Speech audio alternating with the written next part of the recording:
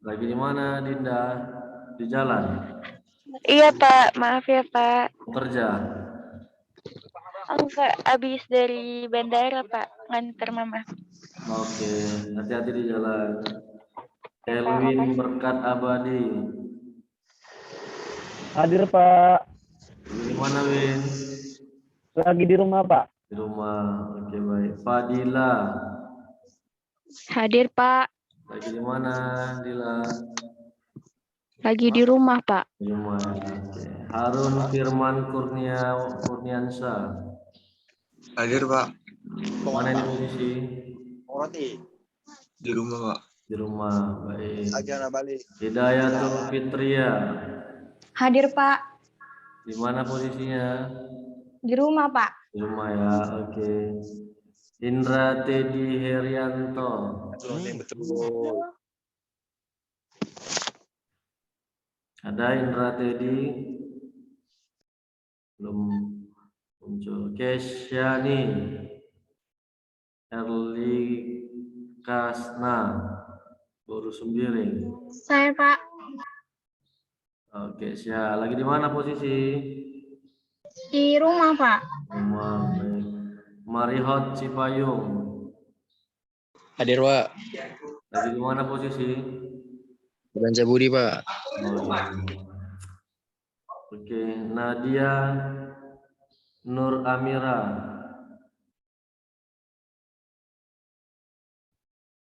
Ada Nadia.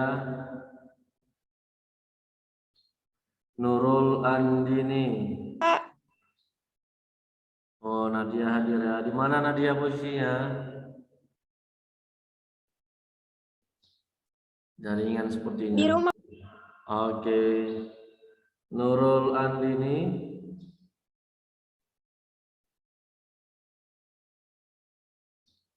Belum muncul. Putri Dewanti Irawan. Hadir Pak, Lagi di mana Putri? di rumah Pak. Oke. Reza Dwiki. Ada Reza Dwiki Wahyuda. Muncul. Rio Rendinata. Hadir Pak. Lagi di mana Rio? Di rumah Pak. Oke. Salamun Hakim. Hadir Pak. Lagi di mana Hakim? Di rumah. Siti Rohmaya Banjar. Lagi di mana Siti? Di rumah Pak. Di rumah. Sofian Anugrah. Ini belum pernah masuk ini sama sekali ini. Apakah sudah nggak masuk lagi atau bagaimana? Ada yang tahu? Si Sofian. Sahfira Ardari. Hadir Pak, Lagi di mana Fira? di rumah Pak. Oke.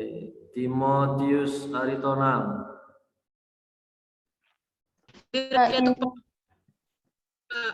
Ya. Ada kendala jaringan si Timo Pak. Oke. Ya. Tio Kaisar Dwi. Hadir Pak, Lagi di mana posisi? di rumah Pak. Baik. Yani Indahsari. Hadir Pak, Lagi di mana Yani? lagi di rumah Pak. Ini Afriza. Hadir Pak, Baik, total yang hadir 26. Apakah ada yang belum? saya Pak. Saya Pak. Siapa? Nurul. Nurul Andini tadi udah. Oke, Nurul Andini. Terus Saya Pak. siapa itu? Indra Pak. Indra Teddy Ranto Panjaitan. Oh, Indra Teddy. Oke, ada lagi? Saya Pak Adir Pak, tadi ngeliat sinyalnya. Oh ya Timo, udah. Reza Dwiki ada? Nggak ada. 28. Oke, pas 28 orang yang hadir. Ini si Sofian coba cari tahu ini apa kabarnya. Karena sampai Dia sebenarnya sering di kelas lain masuk. Dia klaster Ya, 1 dulu Pak. semester 1-2 rajin ya, Pak. Semester 3 ini enggak. Nggak tahu. Nanti Atau Pak sudah- cek lagi, Pak. Udah bekerja atau belum? Karena kalau absennya ada berarti uang kuliah lancar, kan gitu. KRS-nya disetujuin. Nah, nggak mungkin bisa ada namanya di KRS kalau administrasinya belum bayar, berarti dia bayar terus ini. Mata kuliah lain ada masuk juga? Enggak? Dia cuma Kami- 1 di sini Pak, di klaster 2. Oh, Iya, dia banyak Sisanya di klaster 1. gitu. dicampur, Pak. Nah, kalau dari MPM-nya samanya 2016. Iya, sama Hmm. kami, Pak. Oke lah, tidak masalah. Nanti coba dicari tahu kalau ada kontaknya, kan? Apa? Ya, Pak, siap. Wahyu Putra sudah Pak. Mohon izin Pak. Ya, Wahyu Putra udah kan Pak? Wahyu, udah. Ya, hati-hati Wahyu di jalan. Ya, makasih Pak. Oke. Baik, kita lanjutin untuk materi perkuliahan kita pada pagi hari yang cerah ini. Sesuai dengan RPS, kita akan membahas mengenai lembaga negara secara umumnya, sebab untuk secara terperinci yang kita bahas nanti adalah mengenai mekanisme dalam pembuatan peraturan perundang-undangan. Nah, apakah telah sesuai atau tidak yang selama ini dibuat oleh anggota DPR, ataupun bantinya saudara mampu dalam membuat suatu peraturan perundang-undangan. Ya, mana tahu nanti di antara saudara ada yang menjadi anggota dewan, sehingga sudah tidak lagi bingung dalam membuatnya. Nah, sebelum kita mulai, maka kita review dulu materi kita pada pertemuan yang lalu. Mudah-mudahan semuanya sudah memiliki materi yang lalu yang sudah saya upload di e-learning maupun di portal juga sudah ada, ya kan, beserta video rekaman pembelajaran kita pada minggu lalu. Dalam pembentukan peraturan perundang-undangan, maka harus dicari dulu sumbernya, sumber yang akan menjadi patokan ataupun acuan dalam pembentukan peraturan perundang-undangan. Oke, terima kasih Bang. Nah,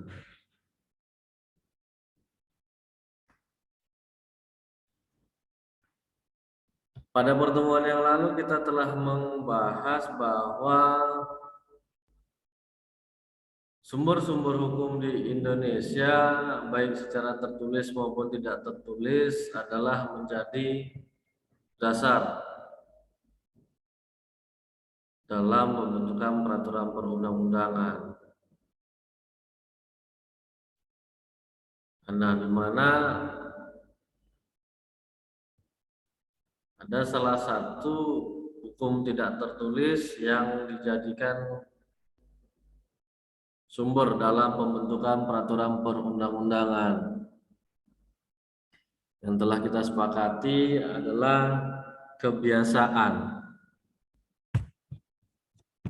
Dan di mana ketika kebiasaan dilakukan secara terus-menerus dan menjadi suatu hal yang penting bagi masyarakat, apabila tidak dilakukan maka ada merasa bersalah di dalam diri anggota-anggota masyarakatnya. Nah, barulah kebiasaan itu bisa menjadi sumber dalam pembentukan peraturan perundang-undangan.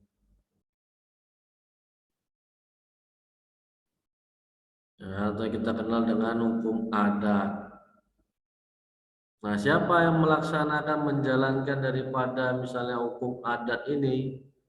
Yaitu ketua adat. Nah, kalau demikian siapa yang mengimplementasikan kebiasaan-kebiasaan ini ataupun aturan yang lainnya, sumber hukum lainnya menjadi sebuah peraturan perundang-undangan? Nah, sesuai dengan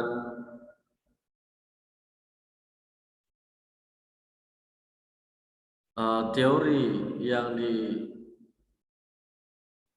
oleh Montesquieu dengan teorinya trias politika, ada 3 kekuasaan negara yang tugasnya berbeda-beda. Yang pertama adalah lembaga legislatif.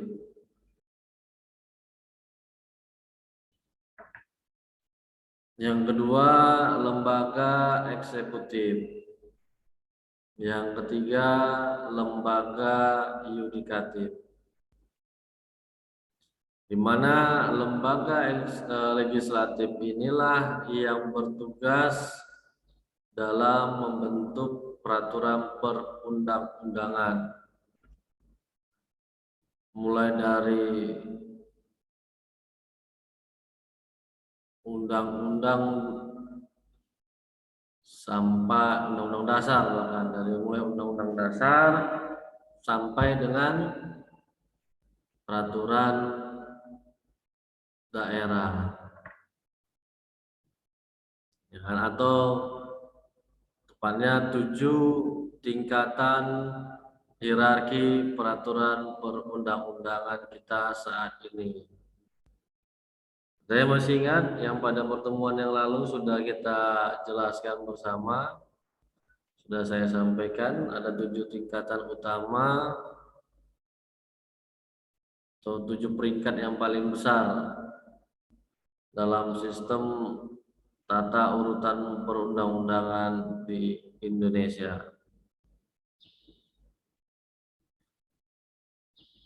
Sesuai dengan Undang-Undang Nomor 12 Tahun 2011. Yang pertama ada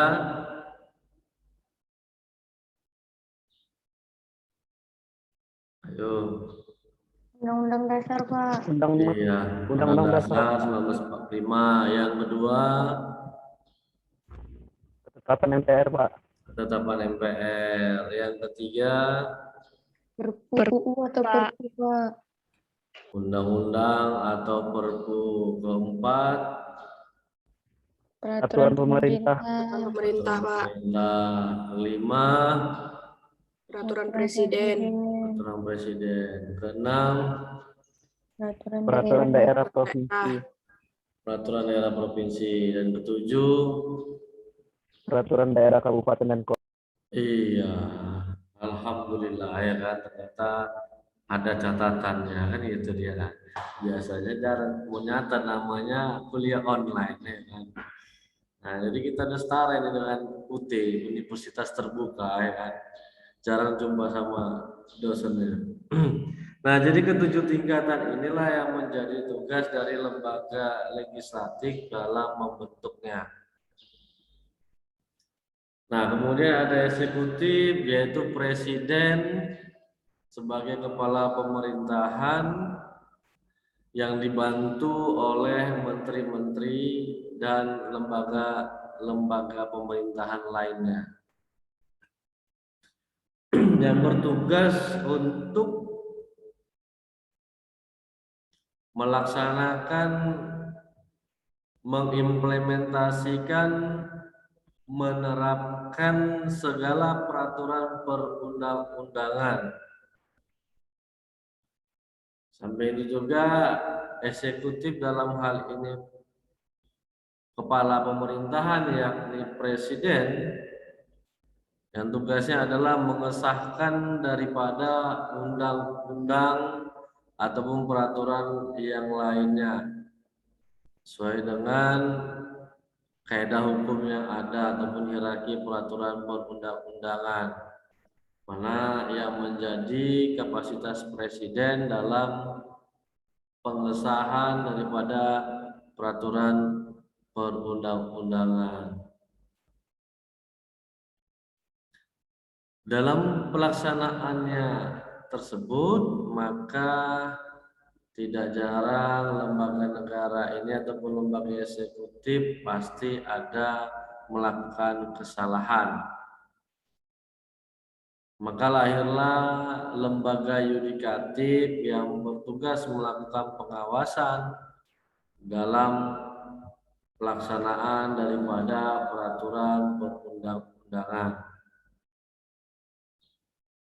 Lembaga yudikatif ini saat ini ada dua. Mahkamah Agung dan Mahkamah Iya, Mahkamah Agung dan Mahkamah Konstitusi. Dan itu dia. Nah, kalau dianut oleh Montesquieu, ketiga kekuasaan ini adalah pemisahan. Pemisahan artinya bahwa masing-masing lembaga itu bertanggung jawab terhadap urusannya sendiri dan tidak dapat dibantu oleh lembaga lainnya kecuali ya kan, lembaga tersebut meminta bantuan. Nah, namun di Indonesia kita belum menganut dari ajas Montesquieu tadi, trias politika yang murni, mengingat masih adanya kerjasama antara lembaga legislatif dengan lembaga eksekutif, yakni dalam hal merancang sebuah peraturan perundang-undangan.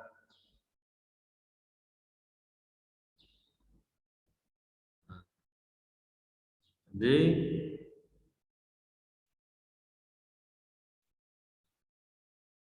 ada rancangan itu yang bersumber dari DPR itu sendiri. Ada rancangan perundang-undangan tersebut berasal atau bersumber dari pemerintah itu sendiri.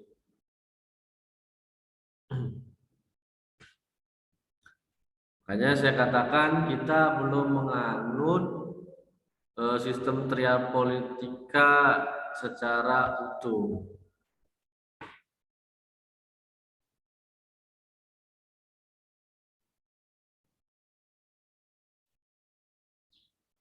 Nah, Berdasarkan Undang-Undang Dasar 1945, Pasal 1 Ayat 3 Undang-Undang Dasar, negara Indonesia adalah negara hukum.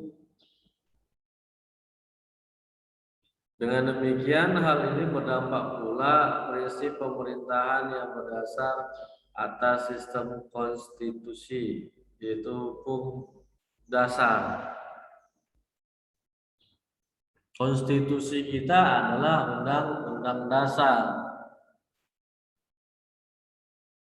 Undang-Undang Dasar kiblatnya adalah Pancasila. Gitu.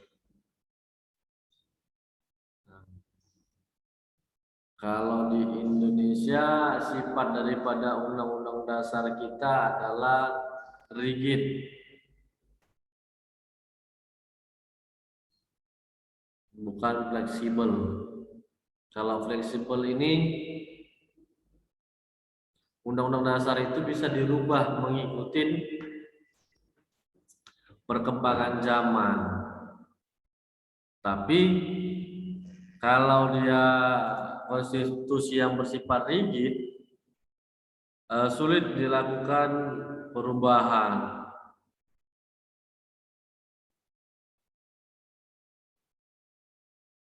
Nah,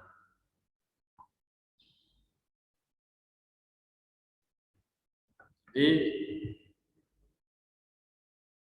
apabila terjadi perubahan itu memakan waktu yang cukup lama dalam perubahannya.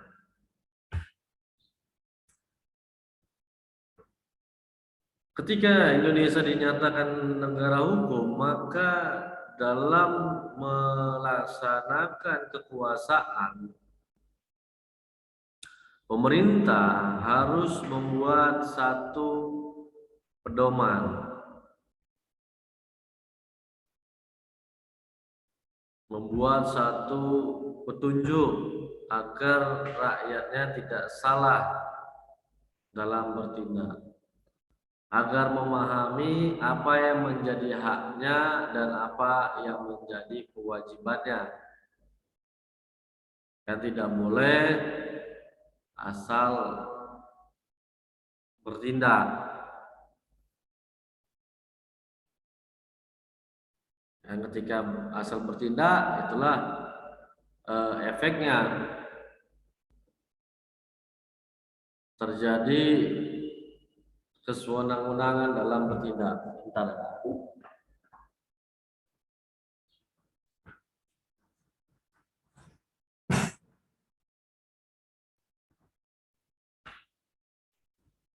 Oke. Kursi kena cahaya matahari jadi agak silau mata. Nah, jadi pemerintah membuat suatu peraturan agar manusia, agar rakyat ataupun warga negaranya memahami apa yang menjadi hak dan kewajiban masing-masing.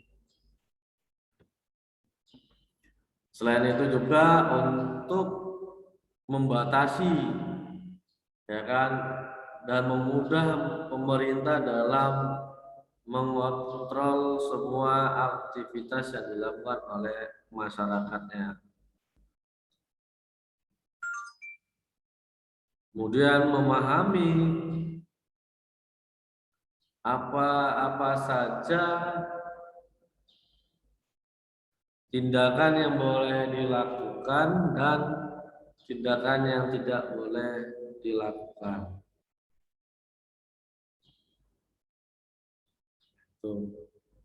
Jadi supaya jangan sembarangan dalam berbuat. Kekuasaan negara yang tertinggi adalah di tangan rakyat. Sesuai dengan demokrasi kita, dari rakyat, oleh rakyat, dan untuk rakyat.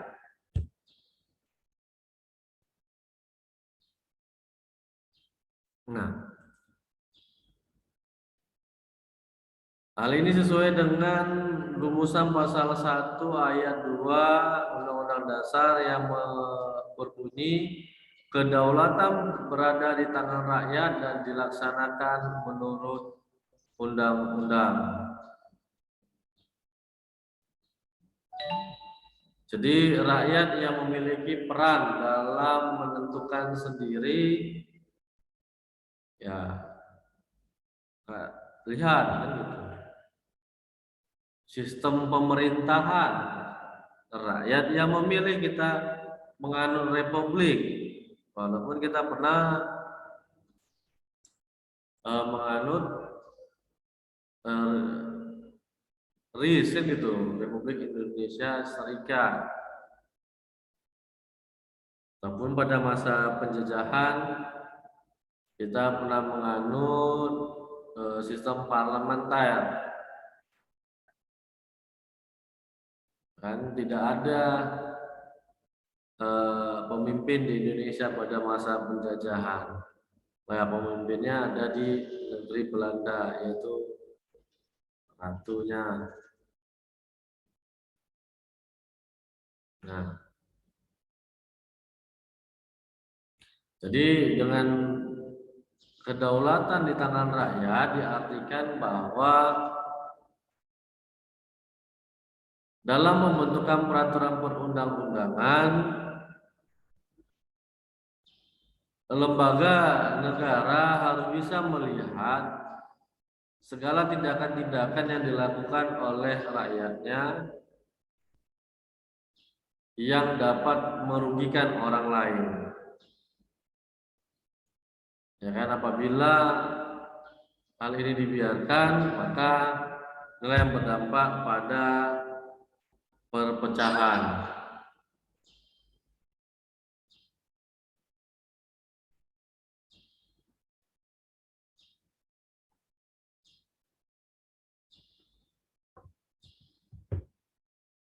Seperti itu. Nah, jadi ini karena masyarakat merasa dia yang paling hebat ya kan. Nah, tapi kalau tidak ada kontrol sosial, ini yang membahayakan. Maka harus ada lembaga yang mengontrolnya tersebut. Itu siapa? Presiden yang menyelenggarakan pemerintahan negara yang tertinggi di Indonesia. Sesuai dengan amanat pasal 4 ayat 1.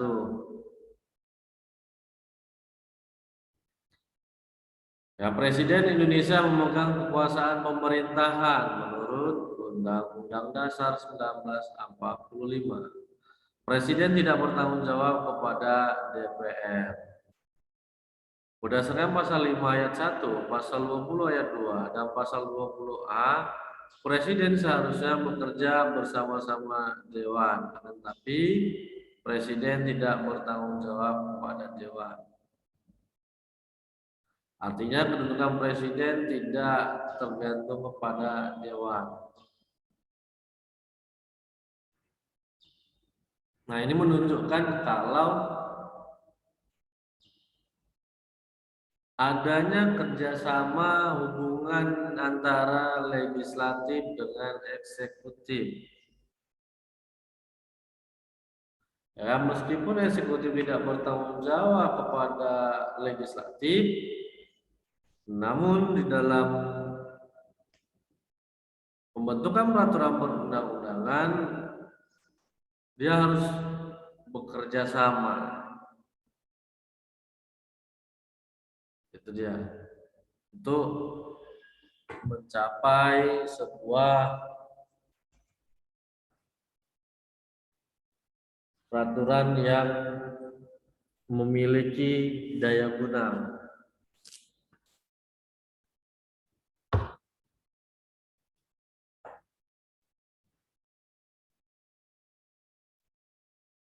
Bentar ya, saya cek dulu laptop ya.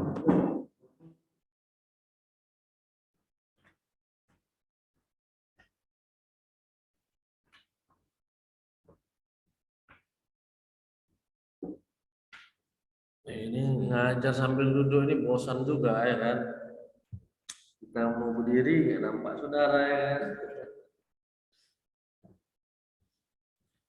Kapan kita bisa tatap muka, itu dia. Saya kalau ngajar duduk itu sangat jarang. Itu lebih enak berdiri jalan ya.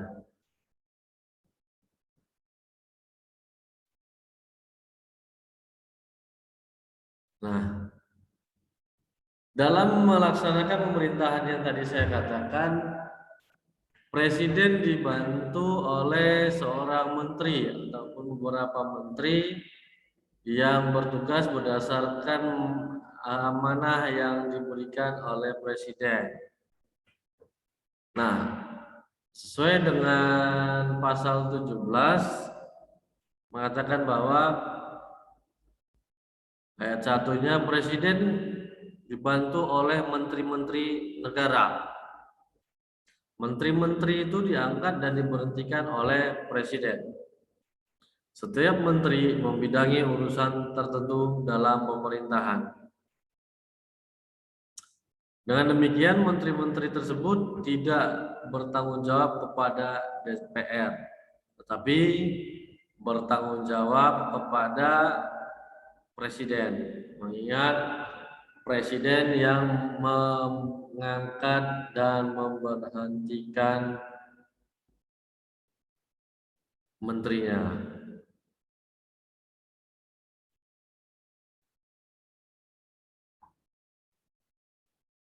Nah, seperti itu.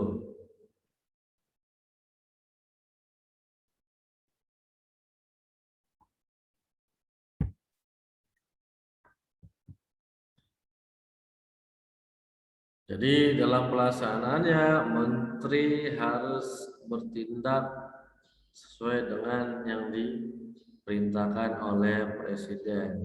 Makanya sewaktu-waktu ketika Presiden tidak lagi suka dengan menteri tersebut, ya dia ganti. Itu adalah haknya. Nah, namun ya ketika ini ada kesepakatan dengan partai politik, ya harus dibicarakanlah dengan partai pengusung menteri tersebut siapa sebagai kandidat penggantinya. Kekuasaan kepala negara tak terbatas. Meskipun kepala negara tidak bertanggung jawab kepada DPR, ia bukan diktator, artinya kekuasaan tak terbatas. Kedudukan DPR adalah kuat. Dewan tidak bisa dibubarkan oleh Presiden. Berlainan dengan sistem parlementer. Hal ini ditegaskan dalam pasal 7C. Presiden tidak dapat membukukan dan atau membubarkan DPR. Walaupun Presiden memiliki kekuasaan negara yang sangat tinggi, tetapi dia tidak bisa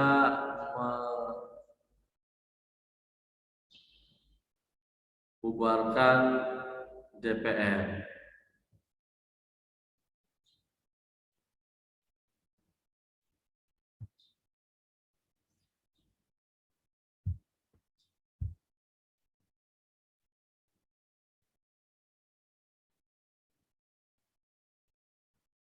Nah, dalam pasal 4 ayat 1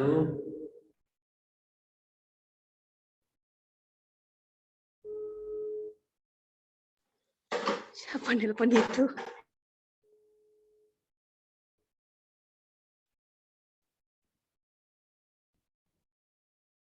merumuskan bahwa Presiden memegang kuasa pemerintahan menurut Undang-Undang Dasar.